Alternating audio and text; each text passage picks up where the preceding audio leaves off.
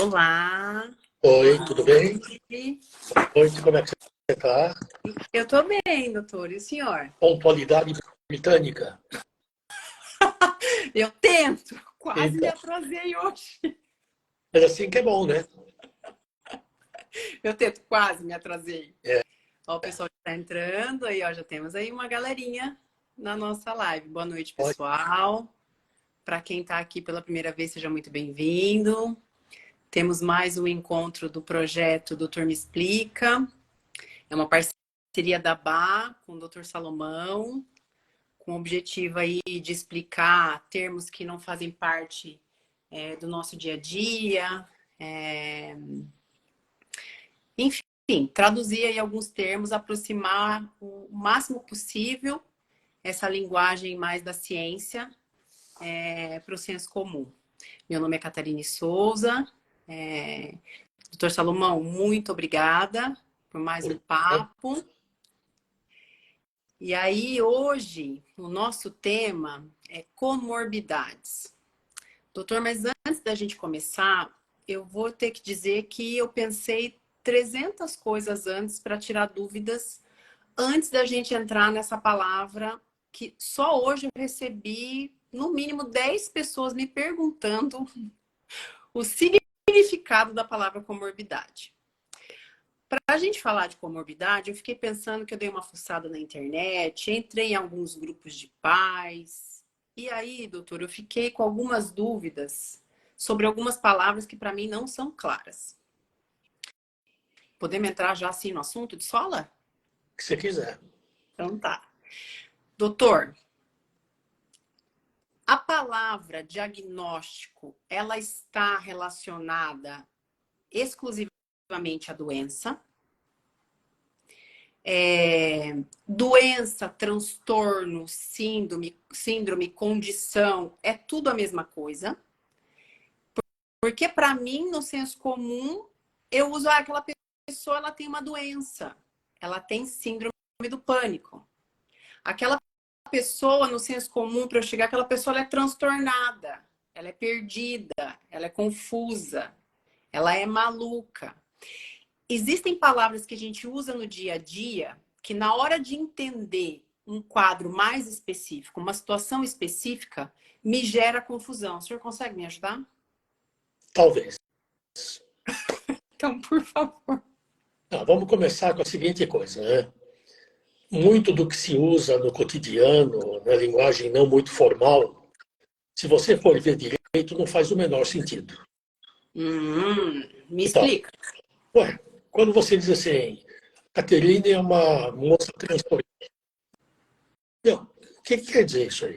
Você é doida, você alucina, você é uma psicótica, esquizofrênica, que diabo que você é? Então, a gente, sempre que possível, pelo menos em medicina, a gente tenta ficar muito afeito ao termo. Então, quando você pergunta o que é diagnóstico, é simplesmente a identificação de alguma coisa. Não precisa ser doença. Eu posso fazer um diagnóstico quanto ao grau de umidade da minha sala nesse momento. Eu posso fazer um diagnóstico quanto ao grau de sanidade mental de alguns deputados que eu vejo na CPMI. Eu não estou fazendo o diagnóstico de uma doença necessariamente, né? Eu estou identificando algumas características que, naquele momento, para mim, são relevantes. Quando você sai disso, o diagnóstico, você vai para transtorno, aí você começa a ter algumas dificuldades de nomear adequadamente. O que é um transtorno? É algo que faz com que alguém sofra em razão de uma determinada qualidade que ele tem ou que ele não tem. Então, qual é o transtorno do pânico? O nome está tentando dizer, né? É um sujeito que tem uma alteração que eu entendo que de vez em quando, ele tem crises de sensação de morte iminente, ele vai morrer, tem taquicardia, ele tem um transtorno. Por outro lado, ele também tem um episódio de pânico. tá? Por outro lado, ele pode ter uma doença, que é o transtorno generalizado de ansiedade com pânico.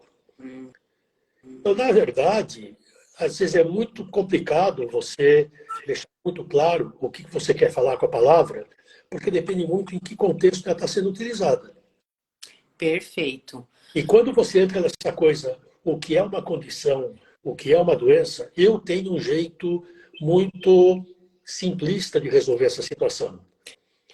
Tudo que está na Classificação Internacional das Doenças, que é editado pela Organização Mundial de Saúde, é uma doença. Entendi. Então, eu não vou discutir se a síndrome de Down é uma doença ou não. Na minha concepção, tem a CID correspondente.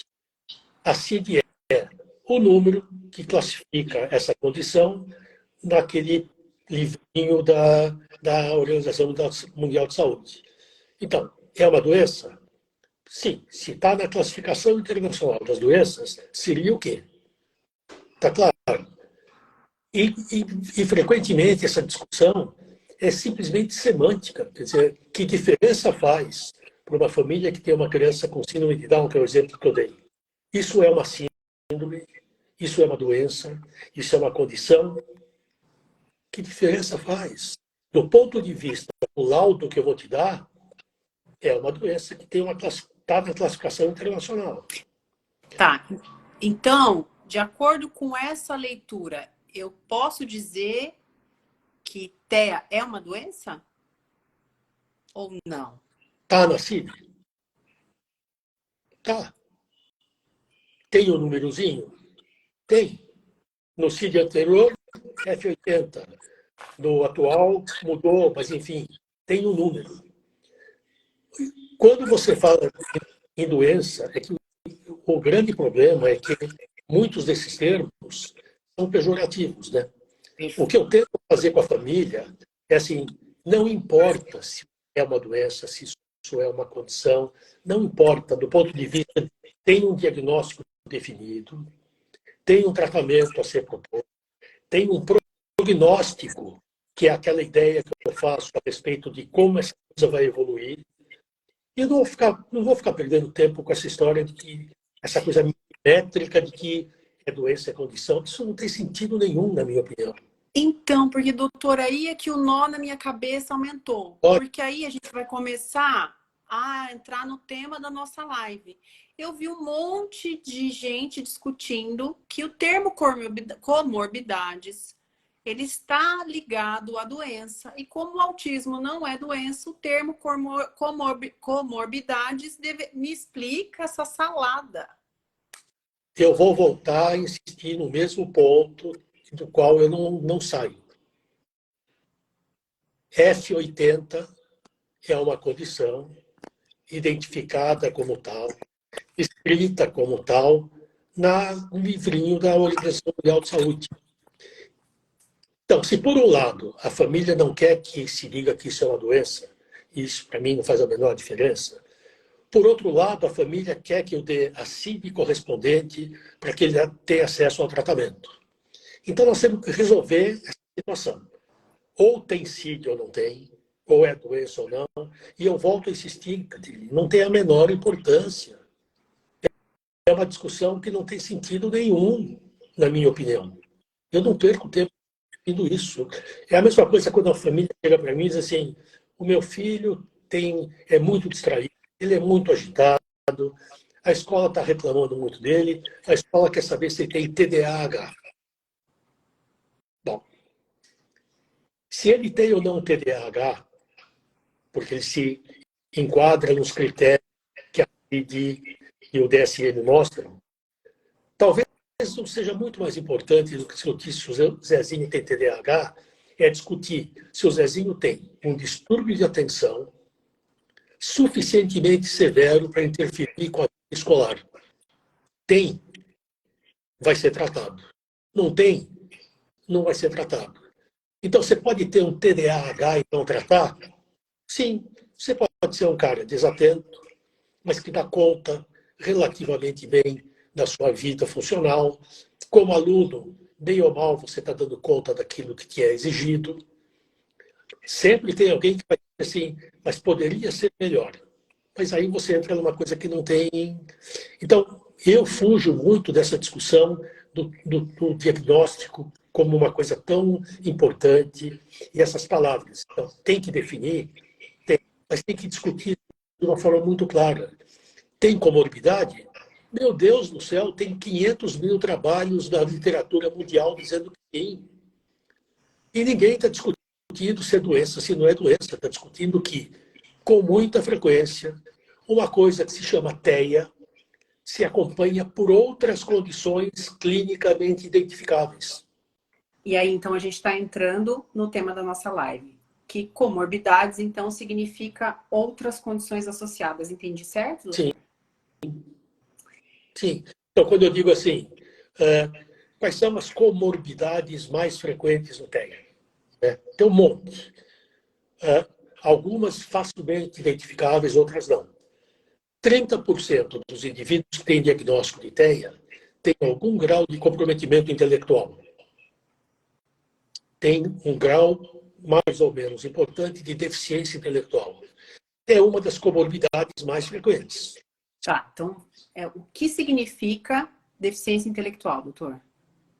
Ué, significa que a sua inteligência, medida pelos testes habitualmente empregados, ou se você quiser, a comprovação funcional de que você não tem a competência intelectual necessária para determinadas coisas, é um quadro de deficiência.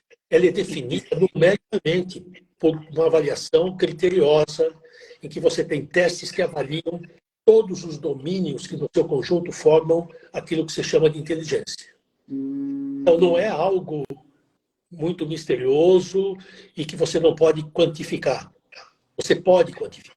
Tanto pode quantificar que, na minha opinião, uma das coisas mais importantes quando você está levantando a suspeita de um quadro de TEA, por mais óbvio que seja o quadro, se você tiver a possibilidade, é muito bom que você faça uma avaliação neuropsicológica, que é exatamente isso. É um profissional que tem instrumentos adequados para medir o quanto de habilidade cognitiva você tem nos vários domínios. Por que isso é importante? Primeiro, porque se você é TEA e tem uma deficiência intelectual importante, eu sei de antemão que o prognóstico teu não é muito favorável. Entendi. Porque ele é limitante. Como é limitante para o cara que não é TEA. E é limitante para qualquer outro indivíduo, qualquer que seja a condição de base que ele tenha. É muito importante essas avaliações, não só para saber no que o sujeito não é bom, mas, acima de tudo, para saber no que ele é melhor. Porque quando você vai projetar o programa de tratamento, você tem duas vertentes, né? Você pode fazer aquilo que se faz habitualmente que não é bom, que é insistir no que você tem de pior. Ou eu posso... Como assim? Você não está me ouvindo? Eu estou te ouvindo. Tem algum problema com o meu som? Não, nenhum. Pessoal, vocês estão ouvindo? Porque eu mexi aqui no aparelho, uma pessoa eu vi que reclamou do som, mas daí depois eu levantei o meu aparelho aqui e aí ninguém mais reclamou. O pessoal tá legal o som? Vamos ver o feedback aqui do pessoal. Diz que tá cortando eventualmente o seu sinal, doutor. Isso.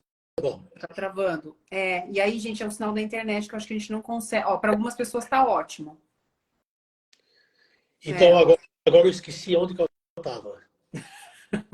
Que porque as avaliações são importantes, Sim. no que elas são interessantes Então, e como habitualmente a gente... Uma vertente, você insistir no que o cara tem de pior. O que me parece mais inteligente, eu aproveitar o que você tem de melhor. Então, por quê? Porque é por aí que você pode fazer com que o indivíduo atinja provavelmente o seu melhor potencial. Né? Suponha que o fulaninho é péssimo em matemática e é maravilhoso em português, história, etc. Evidentemente, ele precisa, do ponto de vista escolar, saber minimamente aquilo que exige de uma criança normal dessa idade. Mas será que não é muito melhor, a partir de um determinado momento, sem deixar de insistir no que ele não é muito bom, mas aplicar o máximo daquilo que ele é. Porque é isso que vai definir o que esse cara vai fazer no futuro. Eu tenho que pensar no longo prazo. Eu não posso pensar simplesmente naquilo que esse Joãozinho tem que saber matemática tão bem quanto matemática. Talvez ele não tenha esse potencial, mas talvez ele seja brilhante em outra coisa. Será que hoje, que se fala tanto em garantir a diversidade, não está na hora de você começar a explorar melhor o que cada um de nós tem de melhor e parar de insistir? O sujeito vai para matemática, tem aula particular de matemática, tem Kumon, dorme em cima da Bíblia de matemática. Deus, não sei se é a melhor coisa do ponto de vista de uma educação funcional, né? Então, Perfeito. avaliação neuropsicológica, sempre que possível, eu acho que deve ser feita. Tá. Alguém perguntou aqui se tem uma idade de início para aplicar essas avaliações, se tem uma idade ideal para isso. Não. Você tem instrumentos adequados para cada idade. Óbvio que se você puder aguardar até que a criança possa se manifestar melhor, possa entender melhor a instrução de um teste, evidentemente é melhor. Eu não vou fazer necessariamente uma avaliação neuropsicológica muito profunda numa criança de 2 anos, porque eu não tenho instrumento que possa avaliar tão bem uma criança que ou não é verbal, ou ainda não entende muito as instruções. Mas numa criança que tenha a condição de aceitar uma instrução, que consiga ficar sentado o tempo necessário para fazer um determinado teste, mas, acima de tudo, com um profissional capacitado, alguma coisa eu vou conseguir do teste. Pode não ser maravilhoso, pode não ser definitivo, porque você também tem que entender que uma avaliação desse tipo não é um filme, é uma fotografia. Me explica isso. É uma Polaroid, é um instantâneo de momento. O que o Joãozinho tem hoje no teste não significa que é o que necessariamente terá daqui a 2 anos. Tá. Então, deixa eu ver se eu entendi. Tanto assim que quando bons profissionais colocam claramente no relatório, né, esses resultados vão para a avaliação que foi realizada agora, podendo se modificar com a passagem do tempo, etc. Óbvio. Ou seja, essa avaliação, esses testes, quando o senhor está chamando de foto, significa, então, é naquele momento e existem outras coisas que podem alterar o comportamento do meu filho no decorrer aí da estrada dele, a ponto desses resultados se alterarem.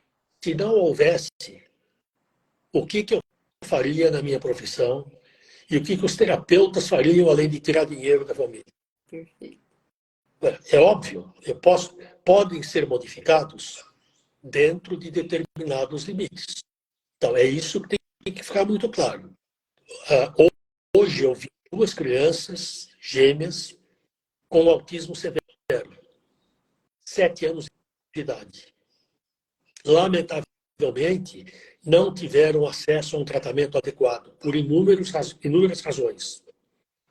E quando eu estava conversando com os pais sobre o que seria ideal eles começassem a fazer agora, embora tardiamente, eles me perguntaram se a gente esperava algum resultado. Óbvio que sim. Não será tão bom quanto se tivessem começado com 1 ano e meio ou 2. Mas será melhor do que se não fizerem. Então, eu posso modificar algumas patologias? Claro que posso. Evidente que posso. Né? Agora, nem sempre você consegue o resultado que você espera, né?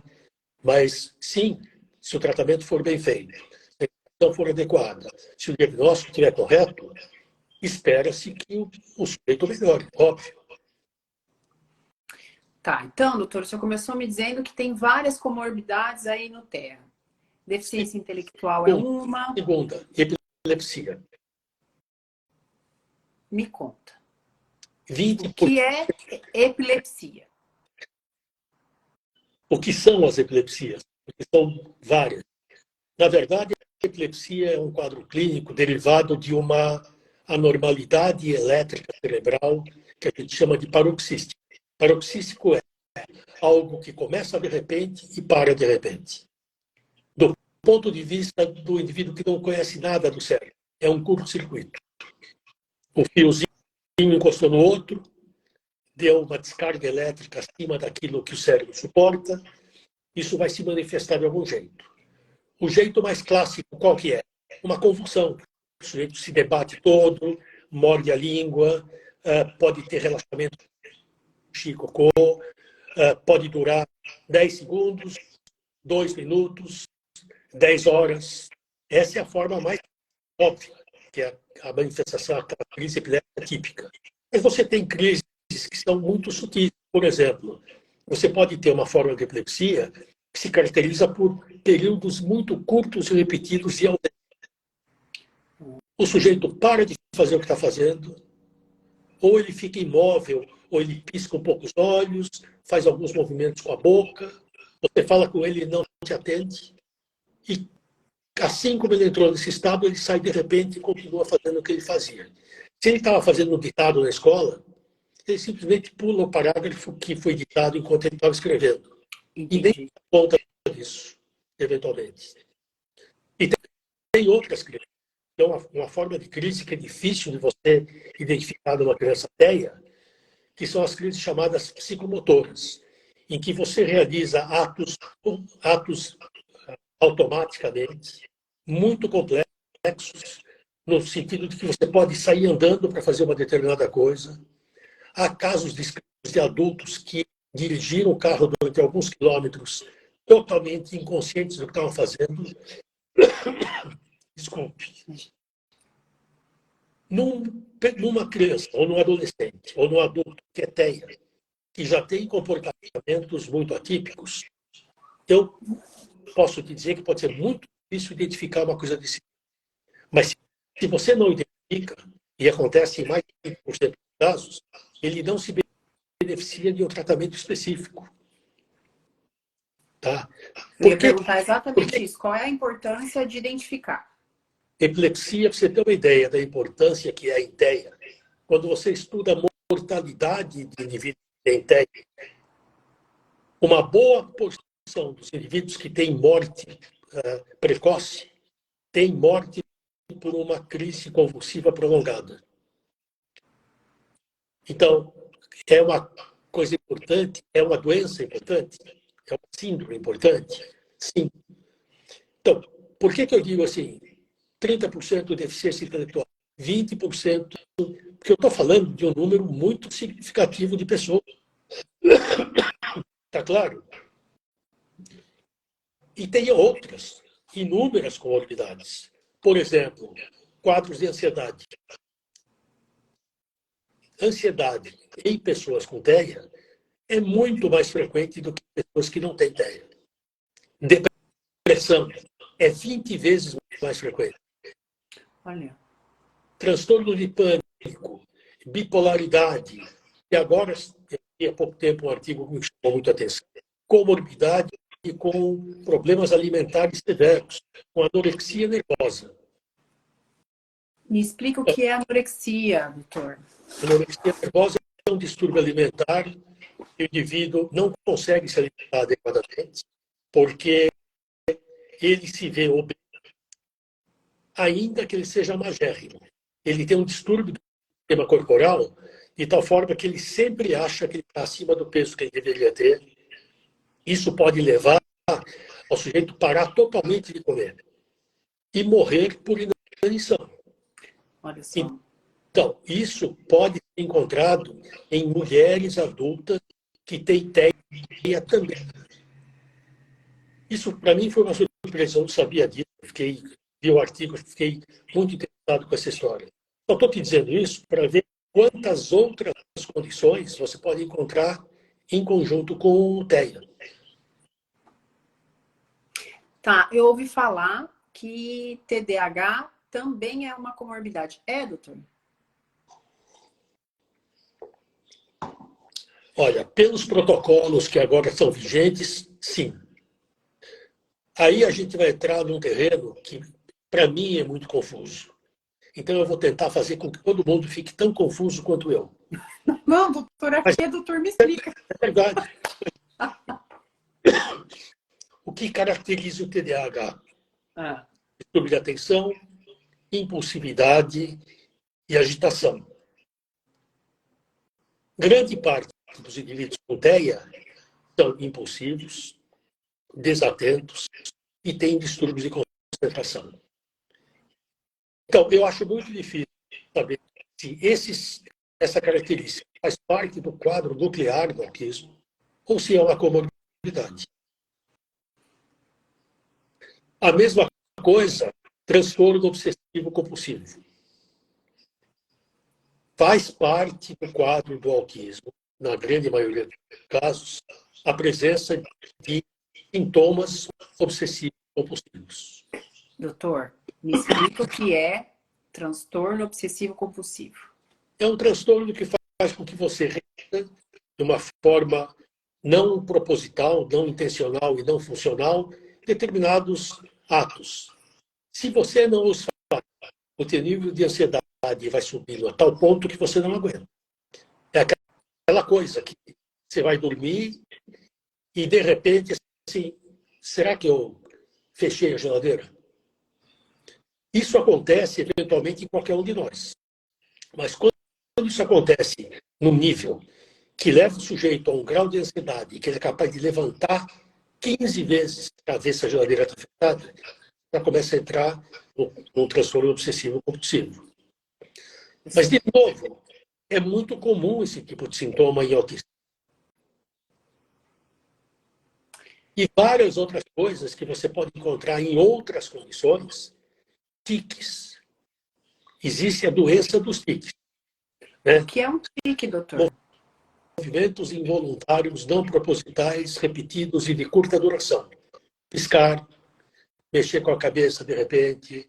É muito comum em criança pequena, numa determinada fase, a coisa de piscar os olhinhos, como se tivesse uma coisa incomodando. Ou outros movimentos corporais repetitivos. Isso está presente no autismo muito frequentemente. Por que eu estou chamando a atenção para essa diferença entre uma comorbidade e algo que faz parte do quadro? Desculpe, com esse tempo seco, a minha tosse está difícil de aguentar aqui. Imagina, tenho certeza que ninguém está nem reparando, doutor. Estou aqui vidrado no que o senhor está falando, então fique à vontade. Então, eu já esqueci de novo. Cada tosse que eu tenho é um período de ausência que eu tenho aqui e de amnésia. Tá, o senhor estava trazendo a reflexão do porquê que às vezes é difícil separar Então, o que uma acontece? condição de outra. Você acaba recebendo relatórios em que uma criança tem 5 CIDs. Ele é autista, ele tem transtorno de linguagem, ele tem dispraxia de fala, ele tem TDAH.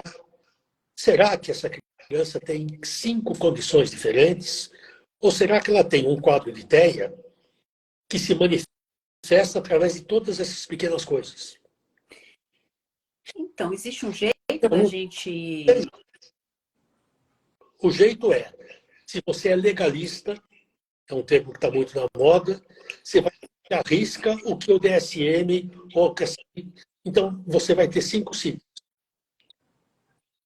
Se você é um cara um pouco mais prático, que me parece que é o melhor, você vai escolher qual é a condição mais importante, aquela que é prioritária, e essa merece o título que você vai aplicar ao indivíduo. Tá. Quando a gente fala condição prioritária, tem algum critério que a gente usa para priorizar alguma condição? O que é dominante. No quadro todo que eu te escrevi, o que é dominante? É a crise de ausência que ele tem quando, ou é a dificuldade de socializar, de comportamento e de comunicação. E isso, obviamente, é um critério clínico. E, obviamente, como tal, é muito subjetivo. Então, não se assuste se você receber de médicos diferentes terminologias diferentes. Porque eu posso, pela minha visão, valorizar muito mais um dos aspectos do que o outro está valorizando. Mas daí, doutor, de fato, se a coisa era deixar a gente com todas essas perguntas e confusos, conseguiu. Que Eu, bom, como pa- que bom. E aí, como pai e mãe, por onde eu começo? Se aqui eu tive um profissional que priorizou uma condição, aqui eu tive outro profissional que priorizou outra condição, o que eu faço com isso? Escolha um médico. Escolha um médico. Isso não se aplica só à alteia. Isso se aplica a qualquer coisa da tua vida. Você tem qualquer problema oftalmológico. Se você for a 5 oftalmologistas, tenho certeza absoluta que você não vai ouvir a mesma coisa. E como leiga, você não tem para onde correr. Eu, como médico, quando paciente, tenho o mesmo problema que você. Quer dizer, então, o que eu faço para me proteger dessa história? Eu escolho um médico que, por conta do que eu sei dele, do que eu conheço, do que eu ouvi falar, do lápis que ele tem, eu escolhi esse cara. É o perfeito, é maravilhoso? Não necessariamente. Mas eu vou ser do jeito. Quando que eu vou ouvir uma segunda opinião? Quando alguma coisa que esse sujeito me diz, ou que ele me propõe, não bate com aquilo que meu bom senso diz que é possível, ou, Então, ou ele não está conseguindo resolver meu problema. Eu voltei nesse cara 3 vezes, ele insiste em me dar um determinado tratamento, eu continuo com os mesmos sinais e sintomas. Nesse momento, eu tenho o direito de pensar assim, meu, será que não vale a pena ouvir uma segunda opinião? Eu acho que essa coisa da segunda opinião é um direito que todo paciente tem. Eu acho ótimo quando meus pacientes vão ouvir uma segunda opinião e, eventualmente, voltam para mim. É ótimo. Por que é ótimo a segunda opinião? Porque, às vezes, você que está em um caso por muito tempo, já tem um diagnóstico, dificilmente você muda no meio do caminho. E, de repente, uma pessoa que é nova no caso, nunca viu, tem uma visão absolutamente diferente da tua e mais correta. Então, eu não raramente, eu sugiro aos meus pacientes que eu não estou conseguindo resolver, que ouçam uma outra opinião. Eu acho que não há demérito nenhum nisso. entendi. E aí, doutor, me conta uma coisa. Como é que o médico vai organizando para me explicar qual que é o caminho, o tempo do diagnóstico? Porque, assim, eu ouvi dizer que o diagnóstico de autismo nem sempre é algo feito em uma consulta e que às vezes pode levar um tempo. E aí o senhor está me dizendo que tem algumas possibilidades de algumas comorbidades, várias. O senhor já falou de todas ou tem Não, mais? tem um monte delas. Eita, então eu tô achando que essa live vai ter que ser dividida em duas. Tá, então vamos continuar? Me conta quais outras comorbidades e se a gente tem aí. Não, você falou da família, né? Deixa eu Então, te dizer. porque o que eu tô pensando aqui é como é que organiza essas comorbidades e como é que eu lido com elas. Existe remédio para isso? Porque, tá, e essa é uma outra discussão que a gente vai voltar, assim, tem remédio para o autismo? Sim, não. Para as comorbidades, tem remédio? Para essas que o senhor acabou de descrever até o momento, tem remédio? Na verdade, como pai e mãe, eu quero saber, assim, o que eu faço com esse tanto de nome que agora apareceu no meu colo. Não, o problema não é o nome ou os nomes. O problema é como isso é transmitido à família. Então, não adianta nada eu virar para você, mãe de uma criança ateia, e dizer assim, o seu filho tem um transtorno global de ansiedade também. Mas o que eu posso te dizer é, dentro do quadro do seu filho, nesse momento, o nível de ansiedade dele é de tal ordem que a gente vai tratar disso nesse momento. Então, tem tratamento? Tem. Ah, não, o meu filho é TEA e ele está tendo um monte de períodos em que ele fica piscando, meio ausente, vai fazer um eletroencefalograma, confirma que é epilepsia. E agora? E agora, ótimo, eu tenho como tratar isso. O que eu sempre digo para a família, eu acho que é importante isso, É assim, mesmo quando você dá uma notícia que não é a melhor, mesmo quando você diz o pai de uma criança de 3 anos, e sim, ele é autista, é fundamental você mostrar para eles que o Joãozinho que entrou há 1 hora no meu consultório é o mesmo que vai sair. Ele não entrou maravilhoso e saiu péssimo. Tá claro? O que mudou? Mudou que agora eu sei o que tem e eu sei o que eu tenho que fazer para que ele melhore. É isso que você tem que dizer para a família. Quer dizer, não tem essa coisa de ficar falando nome de comorbidade. Isso é bobagem. O seu filho tem um transtorno de sono, que é muito comum em TEA. É comum em mais de 40% dos casos. Tem tratamento? Às vezes tem. Então, é isso que, nesse momento, você tem que, primeiro, discutir com a família, da forma mais transparente possível, tudo. Tudo. O teu paciente não pode sair do teu consultório com muitas dúvidas a respeito do que eu falei. Eu não soube me comunicar. Por mais ignorante que seja, por mais espião de obra que não é muito... Não, o problema é eu. Eu tenho que conseguir me comunicar com você. Então, o profissional que está lidando com tanta gente diferente como a gente lida, ele tem que aproximar dos pais para poder ter uma conversa de igual para igual e tentar fazer com que eles não fiquem inibidos. Porque de vez em quando eles ficam paralisados, não querem perguntar. Não, você tem que dar todas as chances possíveis para o cara perguntar o que ele quiser. Exatamente. Que é isso. A ideia desse projeto, pessoal, é exatamente essa. Não tem pergunta feia, não tem pergunta errada, não tem pergunta boba, não tem pergunta sem noção. Agora, tem pergunta. Agora, escuta. A gente tem que ser meio anjo, né? Porque de vez em quando você pega a família que, pelo amor de Deus. Né? Então me conta. Não, você fala, você explica, não entende, não aceita. Quem mandou escolher essa profissão? E isso faz parte do nosso dia a dia. Né? Então, tem famílias com as quais eu não consigo me comunicar? Sim. Lamentavelmente tem. Tem gente que está muito... não gostou da minha consulta. Achou que eu fui exato porque eu fui desumano, que eu não falei, porque também tem uma coisa, né? Nem sempre as pessoas ouvem o que você falou.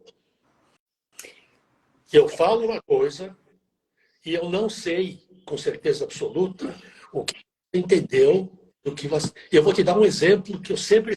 Um amigo meu, geneticista.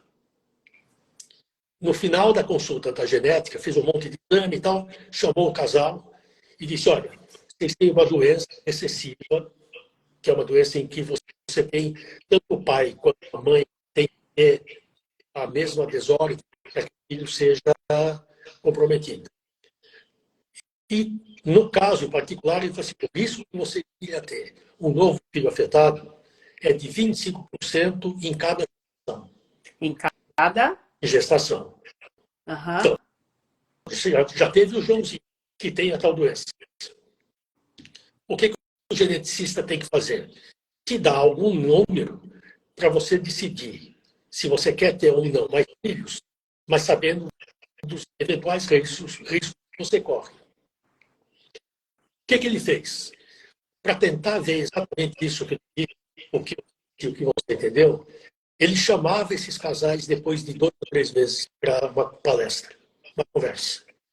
E vários desses casais, ele falava assim, o seu filho tem tal desordem, a gente fez exames e vocês foram aconselhados.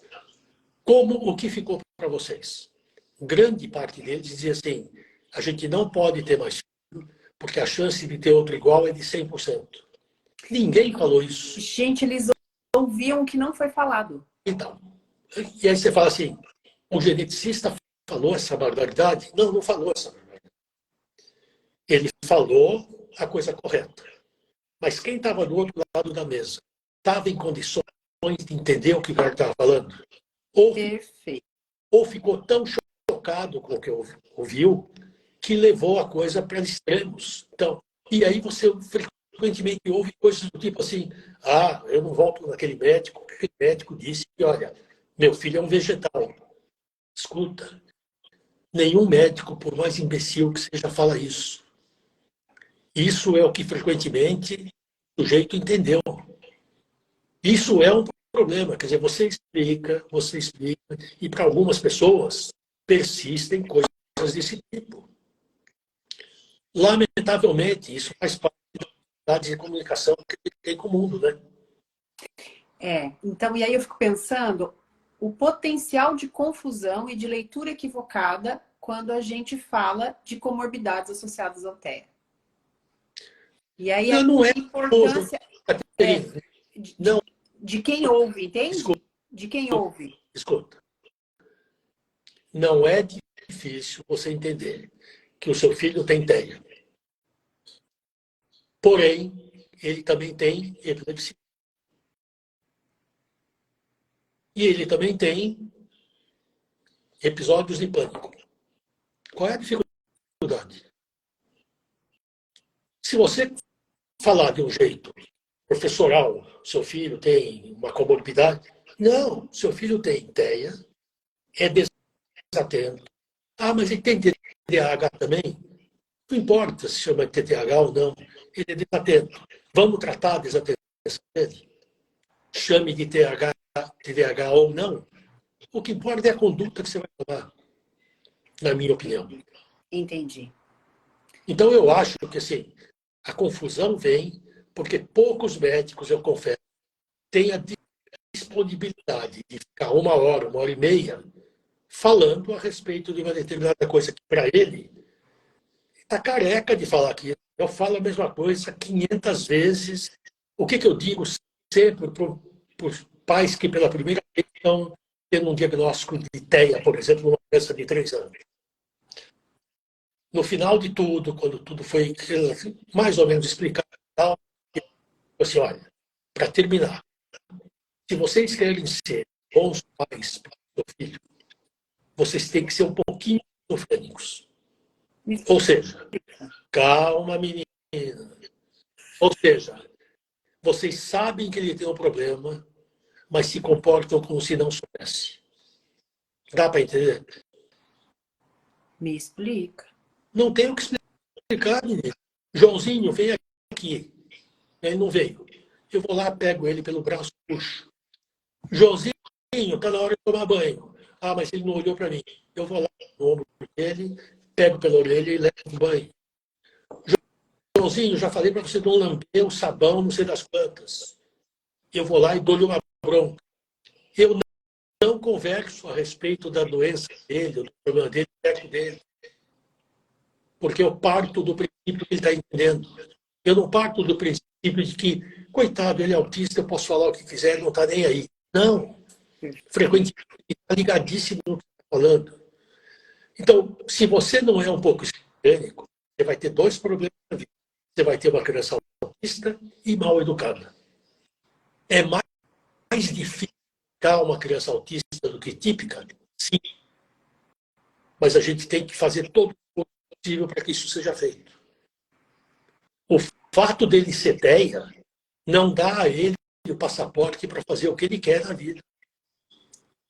Me bater, me morder, cuspir na professora. Não. Da forma que for possível, eu vou tentar educar esse menino, porque independentemente ou não, ele é uma criança que vai tentar, na medida das possibilidades, controlar o mundo. De que jeito?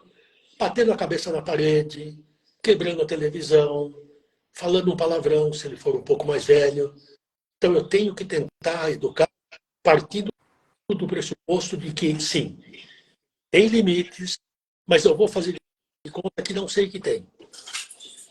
Eu erro menos do que se fizer ao contrário. Coitado do autista, deixa ele fazer isso. Mas ele quer ficar subindo e descendo no elevador do prédio o dia inteiro. Não, ele não pode fazer isso. O fato dele ser autista não dá direito a ele de estar fazendo uma coisa desse tipo, que é totalmente inadequado.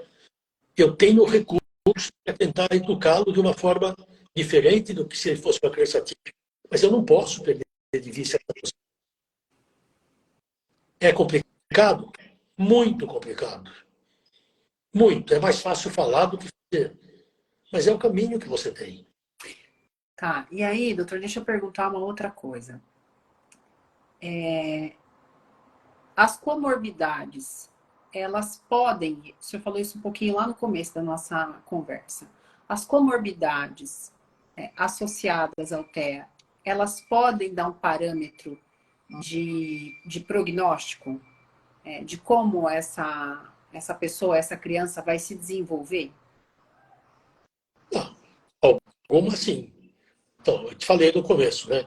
Se você tem deficiência intelectual da aldeia, já é um caso em que a evolução não vai ser boa.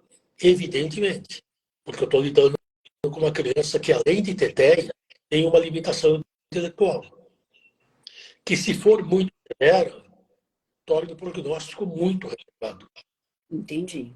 Tem que lembrar que, embora a gente esteja vendo um monte de crianças autistas hoje que são espertas, socialmente até adequadas, a gente está falando de uma população que tem representantes que são severamente comprometidos.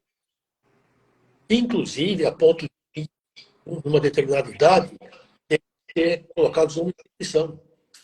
Tá, ou seja, doutor, o senhor está me dizendo, eu estou lembrando da nossa última conversa, que comorbidades e o nível, o grau de autismo vai falar também do prognóstico dessa pessoa, dessa criança.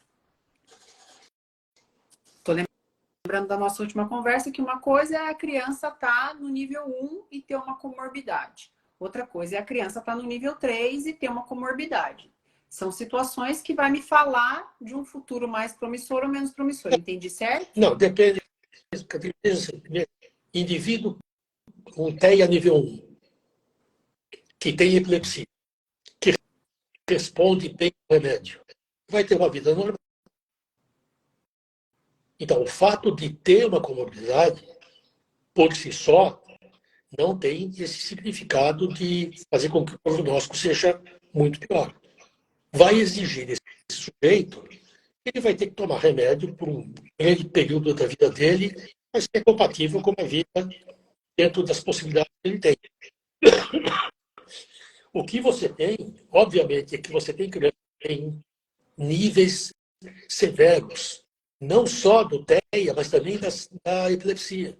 Então, por exemplo, se você tem um indivíduo com TEA, qualquer que seja o nível, mas que tem epilepsia refratária, o prognóstico é muito ruim. Refratária é e não responde aos medicamentos. E você tem, isso é um diagnóstico que a gente, lamentavelmente, às vezes tem que dar. São crianças que podem ter 10, 20, 30 crises por dia. Não respondem a nenhum medicamento.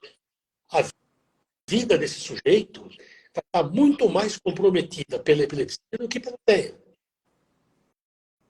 Está claro? Se você tem um indivíduo que tem TEA e uma deficiência intelectual severa, a deficiência intelectual severa é muito mais funcional do que o autismo. Entendi. Então, é esse interjogo que faz com que você possa tentar adivinhar, mais ou menos, como aquela coisa vai evoluir. Né? Tá, tem uma pergunta aqui, ó. E isso pode aparecer em qualquer momento da vida da criança? Epilepsia? Os momentos da vida em que a epilepsia costuma começar, tanto nas crianças típicas quanto nas TEA, são quando eles são bebês, na primeira infância, na adolescência e na mulher, particularmente, na menopausa. Gente! Isso não quer dizer que não possa acontecer a qualquer momento, mas são predominantemente iniciadas nessa época. Então, não é incomum você ver famílias desesperadas de um TEA nível 1, por exemplo, que pela primeira vez tem uma convulsão aos 15 anos de idade. Tem que deixar claro para essa família não é um aumento da severidade do TEA. É uma intercorrência que se torna importante como se tornaria em qualquer outro adolescente. Vai ter que tomar remédio, causa da epilepsia, enfim. Entendi. Alguém está falando aqui caixinha de perguntas. Eu ia dizer isso no final da live, mas como tem muita gente perguntando aqui se vai ter oportunidade, depois da nossa última live, a gente combinou de deixar essa informação aqui. No final da live, se vocês puderem mandar direct para a gente com todas as perguntas, a gente vai organizar um modo de responder todas as dúvidas. Beleza? Vamos lá para mais perguntas aqui.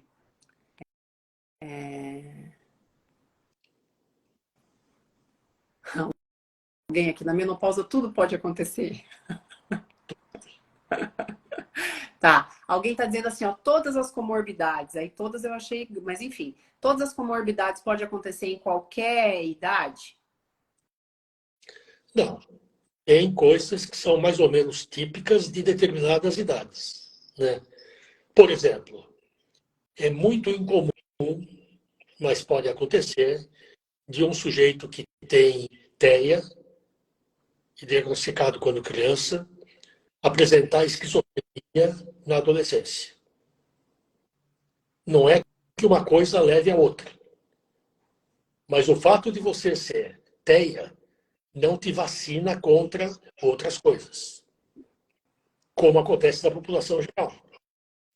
Entendi. Então, epilepsia, como eu disse, ou é quando é bebê, ou na grande maioria dos casos, na adolescência. Pode acontecer em qualquer outro momento? Sim. Até porque, eu não quero nem entrar nessa história agora, epilepsia já é um capítulo enorme da medicina, porque pode ser causada por centenas de coisas. Nossa. Então, quando você tem a primeira crise, dependendo da idade que isso acontece, você tem que explorar para saber o que é a causa primária daquela epilepsia. Porque você pode ter epilepsia causada, por exemplo, por um tumor. Você pode ter epilepsia causada por um distúrbio metabólico. Você pode ter uma crise epilética, que não é epilepsia, é a crise convulsiva febril, causada por febre. Você pode ter uma crise epilética causada por um traumatismo na cabeça. E você pode ter epilepsia em consequência de um trauma craniano que você teve, cicatrizou, e depois de meses ou anos começa a descarregar e você se torna epilético. Entendi. Então, de novo, cada dessas coisinhas podem ser comorbidade, em si é uma caixinha de surpresa também. Ficou mais confusa? Ótimo, essa era a intenção. Tirou as palavras da minha boca. Muito, muito mais confusa. Gente, a gente ainda tem um tempinho de live. E aí, quem quiser fazer mais perguntas aqui, eu acabei resgatando algumas. Tem muitos elogios. Que bom. Seu fã-clube é grande, doutor Salomão.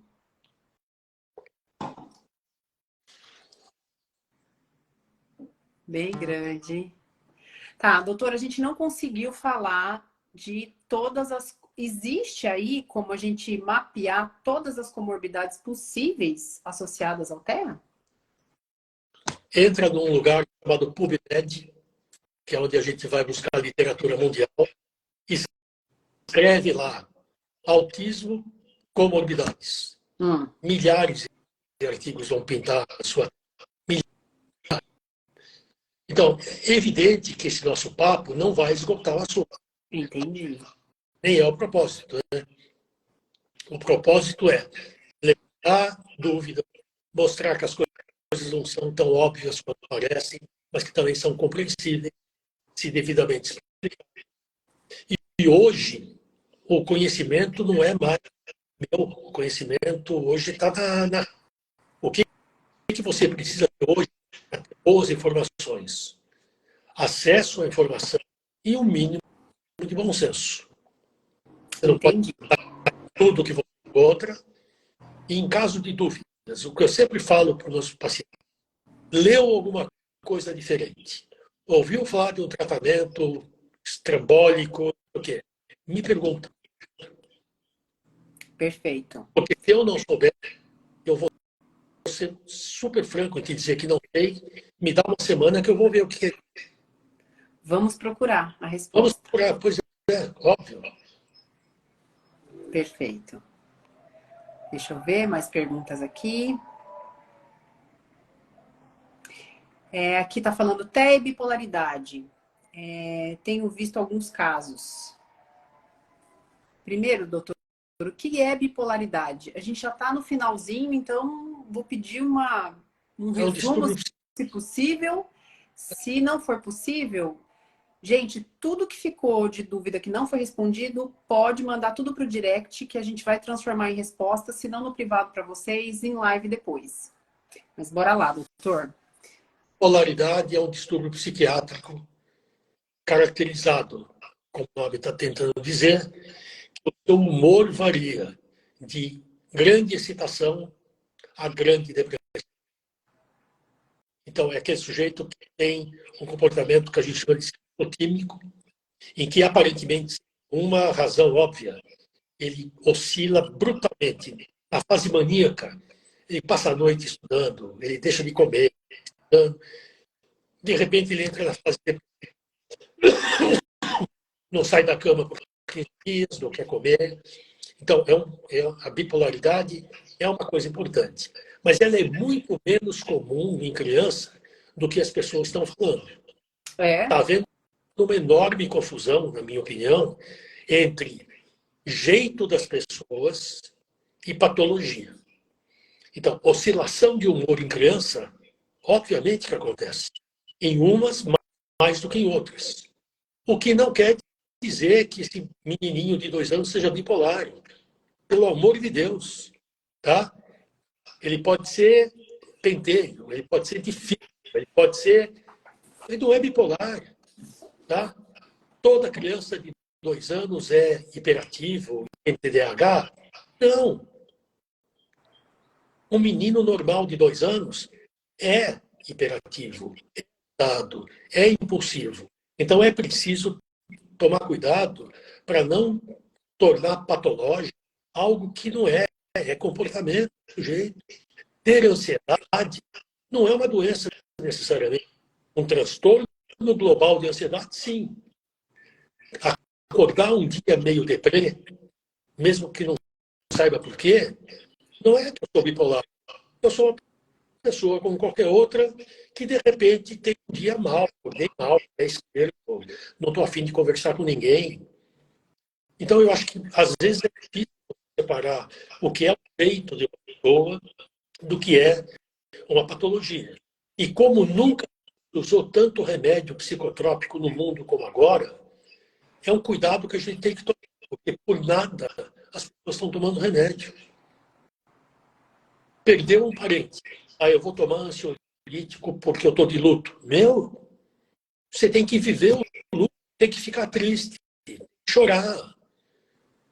O teu marido sumiu de casa. Você pode dar uma festa para comemorar, dependendo de quem é esse cara, ou vai ficar deprê o resto da vida. Vai ficar abatida, ficou doente, não ficou doente. Teve uma reação absolutamente esperada. O menino que regride porque o querido morreu está deprimido? Não, ele está de luto, ele está sentindo falta de alguém que ele gosta. Ou seja, aquilo que o senhor falou na última live, né? A gente precisa ter cuidado quando vai atribuir um nome a alguma condição. Você tem que estar muito convicto de que aquilo é real. É muito fácil criar uma doença psiquiátrica, principalmente numa criança que não pode se defender e falar nada. Né?